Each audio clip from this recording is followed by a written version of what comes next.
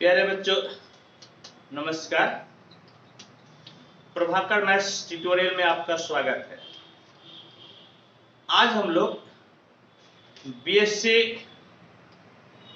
Math subsidiary या general part 1 Tilka माझी Bhagalpur university Bhagalpur के 2017 में जो क्वेश्चन आया हुआ था मैथमेटिक्स सब्सिडियरी में, उसके ऑब्जेक्टिव को हम लोग सॉल्व करेंगे।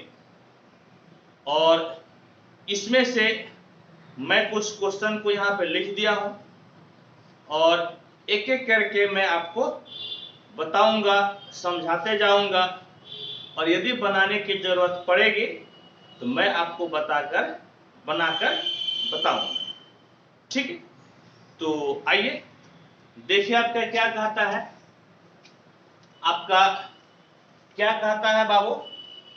तो क्वेश्चन इसमें है, पहले देख लीजिए कि ये बीएससी मैथ सब्सिडियरी या जनरल के लिए है, ऑनर्स के लिए नहीं था। ये पार्ट 1 ये आपका क्वेश्चन बैंक 2017 का है और तिलका माझी भागलपुर यूनिवर्सिटी भागलपुर का है। और ऐसा नहीं कि यदि ये क्वेश्चन ये ऑब्जेक्टिव आपका यदि सब्सिडियरी में आया हुआ है तो ऑनर्स में नहीं आएगा, ऑनर्स में भी ये आ सकता है। समझ गए? तो देखिए पहला आपका क्या कहता है objective, every inverse mapping is, कोई भी मैपिंग है उसका इनवर्स कब पॉसिबल होता है? कब पॉसिबल होता है? जब वो 1 1 और 1 2। समझ गए? जब वो क्या हो 1 1 और 1 2। ऑप्शन नंबर क्या हो गया? ऑप्शन नंबर हो गया 2। समझ गए? ऑप्शन नंबर आपका हो गया 2। ऑप्शन नंबर कौन सा हो गया? तो ऑप्शन नंबर आपका हो गया 2। 2 नंबर आपका ऑप्शन हो गया। क्लियर है? आपका ऑप्शन नंबर क्या हो गया? तो ऑप्शन हो गया 2। नेक्स्ट क्वेश्चन देखिए क्या है।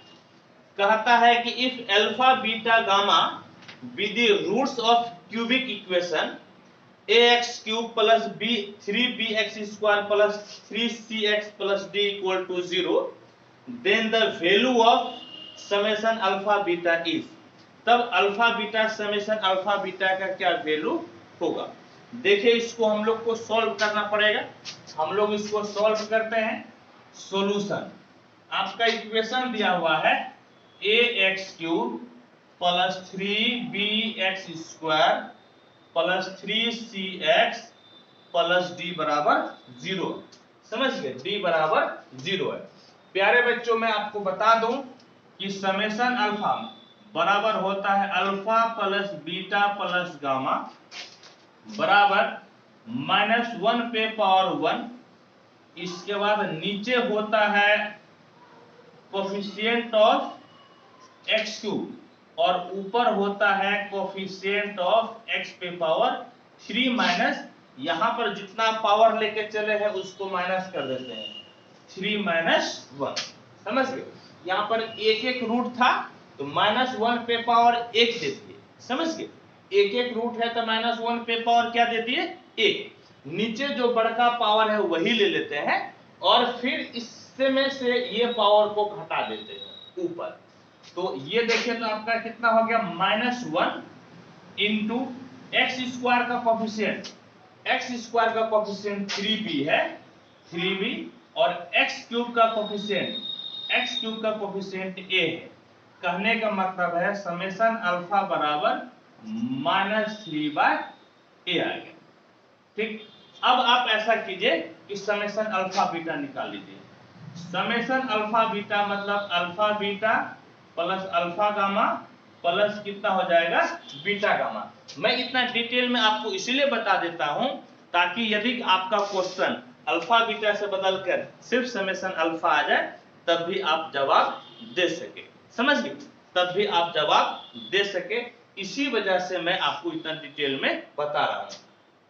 तो देखिए क्या होगा इसका, -1 पे पावर 2, क्योंकि दो रूट लेके चले हैं आप, दो रूट लेके चले हैं तो -1 पे पावर 2, और नीचे हो जाएगा कोफिशिएंट ऑफ x क्यूब, नीचे हो जाएगा कोफिशिएंट ऑफ x क्यूब, और ऊपर हो जाएगा कोफिशिएंट ऑफ x पे पावर 3 माइनस, ये 3 से हम लोग ये वाला पावर को घटा देते हैं। 3 से क्या घट जाएगा, तो 3 से घट जाएगा 2। समझ गए, चूंकि यहाँ पे दो दो रूट लेके चले थे तो -1 पे पावर 2 और नीचे किसी भी हालत में बड़का पावर का कोफिशिएंट, और 3 से 2 गया, 3 से 2 गया, ऊपर लिखिए -1 का स्क्वायर तो 1 ही होगा, इंटू x पे पावर 1 यानी कि x का कोफिशिएंट, x का कोफिशिएंट है 3c और x क्यूब का कोफिशिएंट, x क्यूब का कोफिशिएंट है a यानी कि 3c/a। कहने का मतलब समेशन अल्फा बीटा बराबर 3c/a हो गया। हम लोग समेशन अल्फा बीटा गामा भी निकाल सकते हैं, जो कि अल्फा बीटा गामा के ही बराबर होगा, क्योंकि 3 ही रूट्स है। इसमें जब 3 पावर का है तो 3 ही मैक्सिमम रूट्स हो सकता है, इसलिए अल्फा बीटा गामा ही बचेगा।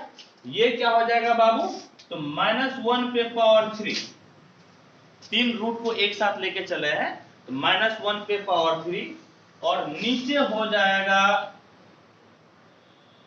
कोफिशिएंट ऑफ x क्यूब और ऊपर हो जाएगा कोफिशिएंट ऑफ x पे पावर 3, कोफिशिएंट ऑफ x पे पावर 3 और ये वाला पावर को हम लोग घटा देते हैं।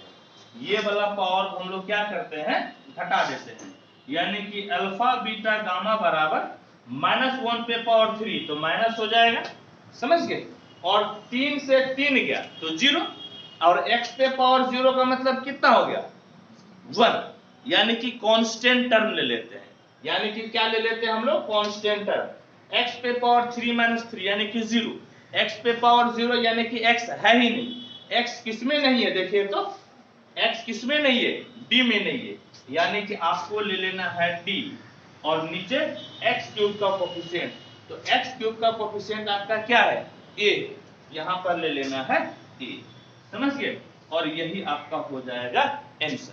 अब आप देखिए तो क्या पूछ रहा था समेशन अल्फा बीटा पूछ रहा था, और समेशन अल्फा बीटा हम लोगों का 3c/a आया है, हम लोगों का 3c/a, कौन सा ऑप्शन नंबर हो गया, ऑप्शन नंबर 2, समझ गए, ऑप्शन नंबर 2, ऑप्शन नंबर 2 आपका हो गया answer.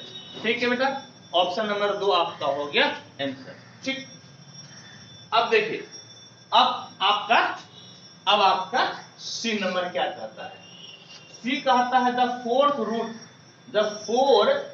Root of unity is set 1 - 1 - I is an abelian group with respect to multiplication then the identity element of this group is।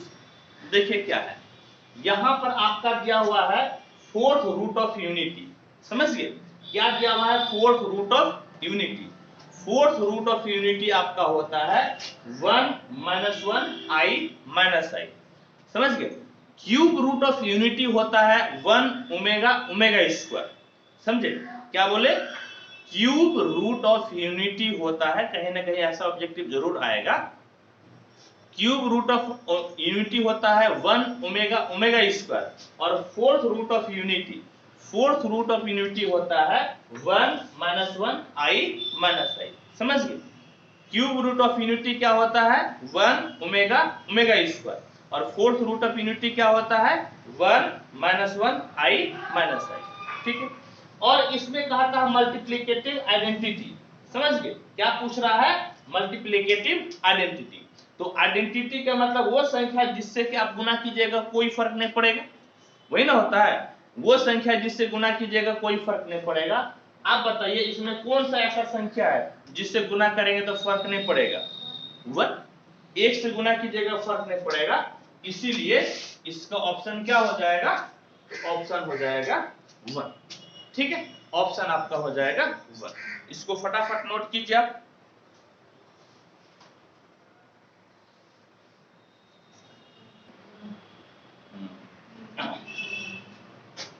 ठीक है।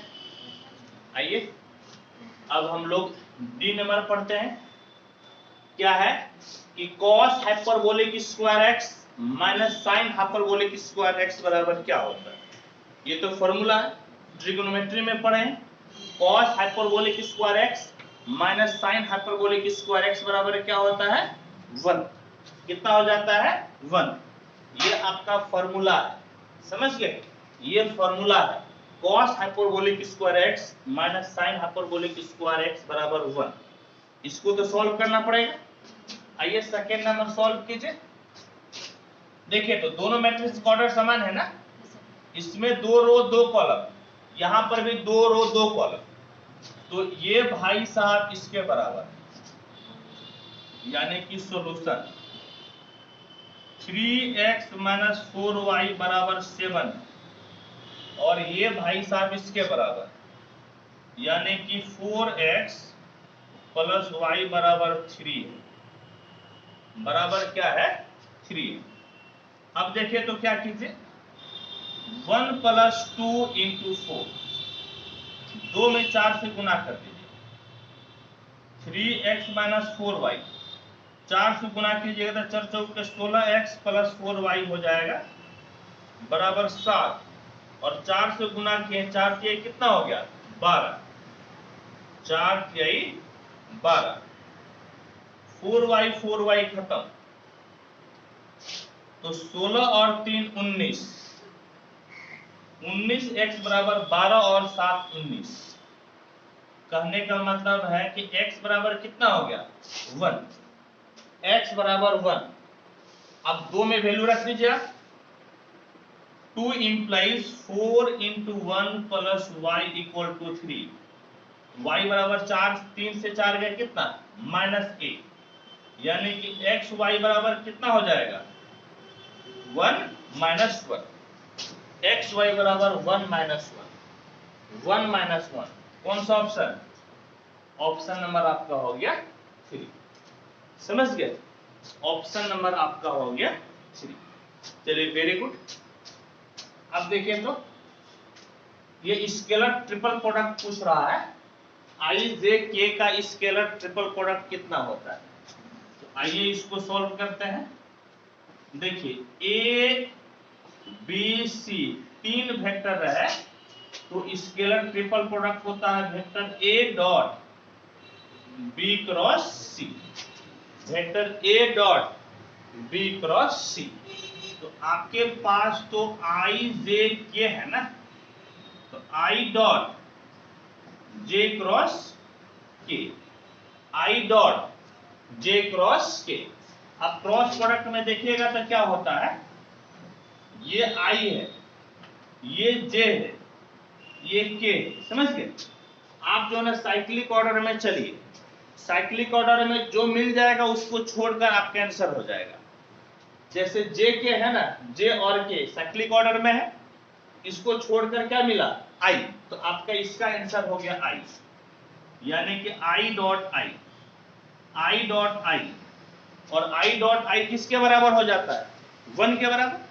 Dot product में unit vector अपने साथ रहता है, ये फॉर्मूला होता है A डॉट A बराबर A के मैग्नीट्यूड का स्क्वायर हो जाता है। तो I डॉट I का मतलब I के मैग्नीट्यूड का स्क्वायर, और I आपका यूनिट वेक्टर है ना, यूनिट वेक्टर है तो क्या हो जाएगा 1। कहने का मतलब है कि I जे के का स्केलर ट्रिपल प्रोडक्ट 1 होता है। आई जे के का स्केलर ट्रिपल प्रोडक्ट क्या होता है, तो ये भाई साहब होता है 1। एक नंबर आपका हो गया सेट। फिर देखिए आइए नेक्स्ट क्वेश्चन पढ़ते हैं। y बराबर x पे पावर n दिया हुआ है, समझ गए, y बराबर x पे पावर n, तो कहता है कि yn प्लस 1 क्या होगा। देखिए एक आपको पहले एग्जांपल से समझाते हैं। y बराबर मान लीजिए कि x पे पावर 4 है, y बराबर x पे पावर 4 है। एक बात बताइए तो y1 बराबर कितना होगा 4x2 है या नहीं, y2 बराबर कितना हो जाएगा 4 इंटू 3x स्क्वायर, होगा कि नहीं होगा। आप y3 निकाल लीजिए तो 4 इंटू 3 इंटू 2x, और यदि y4 निकालिएगा तो 4 इंटू 3 इंटू 2 इंटू 1, इन होगा जी, यही हो जाएगा।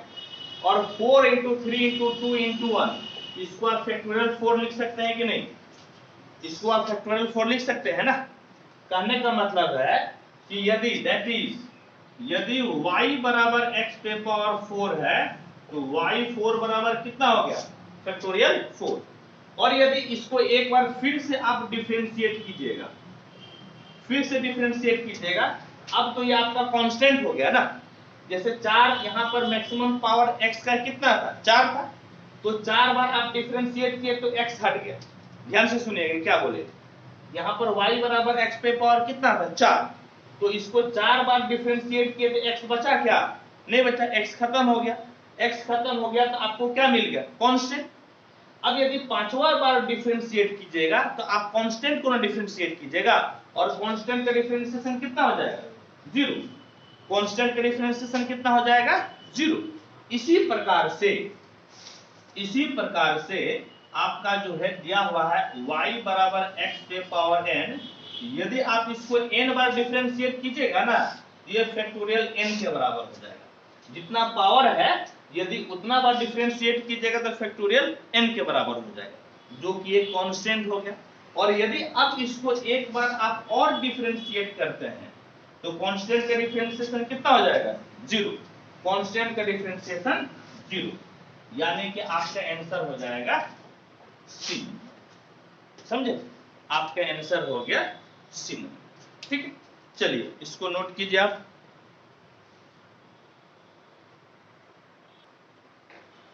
देखिए आपका लास्ट क्या है ऑब्जेक्टिव, कहता है कि जब फंक्शन fx बराबर mod x at x equal to 0 is, क्या है, ये कंटिन्यूअस है, डिफरेंशिएबल है, या कंटिन्यूअस डिफरेंशिएबल दोनों है, या फिर नन ऑफ दिस। समझ गए, या नन ऑफ दिस। तो देखिए बेटा, इसका क्या है कि पहले ग्राफ बनाइए आप, ग्राफ बनाइए x y x dash y dash 0, ये मॉडुलस फंक्शन है।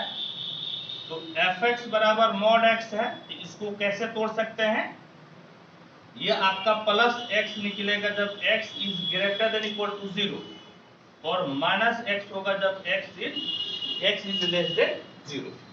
समझ गए, तो ये आपका जो है ना मॉडुलस फंक्शन डिफाइन हो गया। x 0 से बड़ा अथवा बराबर है तो वैल्यू x ही होगा। ये आपका इस तरह से ग्राफ जाएगा, इस तरह से, ये आपका हो गया fx बराबर x, और ये ग्राफ जो है ना आपका इस तरह से आएगा, ये fx बराबर कितना हो गया, माइनस x, fx बराबर माइनस x। तो देखिए इस फंक्शन का ग्राफ खींचने में, इस तरह से जो है ना ग्राफ खींचने में हमको हाथ उठाने की जरूरत नहीं पड़ी। ये फंक्शन आपका एवरी जगह कंटिन्यूअस है, हालांकि स्पेशली कहां पर पूछ रहा था, 0 पे। जब ये फंक्शन हर जगह पे कंटिन्यूअस है, क्योंकि इस फंक्शन का ग्राफ खींचने में हाथ नहीं उठाना पड़ा, इसका मतलब ये हर जगह कंटिन्यूअस है। लेकिन अब क्या बोल रहा है कि ये डिफरेंशिएबल है कि नहीं है। डिफरेंशिएबल ये इसीलिए नहीं होगा x बराबर 0 पे, इस पॉइंट पे, क्योंकि इस पॉइंट पे डिफरेंशिएबल का मतलब क्या होता है कि उस पॉइंट पे आपको यूनिक टेंजेंट मिलना चाहिए। समझ गए, डिफरेंशिएबल का मतलब क्या होता है, आपको यूनिक टेंजेंट मिलना चाहिए। लेकिन यहाँ पर यूनिक टेंजेंट नहीं मिलेगा, आप जितना चाहें आप उतना स्पर्श रेखा खींच सकते हैं। इस पॉइंट पर आप जितना चाहें, समझ गए, आप जितना चाहें उतना स्पर्श रेखा आप खींच सकते हैं, क्योंकि यूनिक टेंजेंट नहीं मिलता है। इसका मतलब यह फंक्शन आपका डिफरेंशिएबल नहीं है, यानी कि सिर्फ और सिर्फ क्या है, ये फंक्शन सिर्फ और सिर्फ आपका कंटिन्यूअस।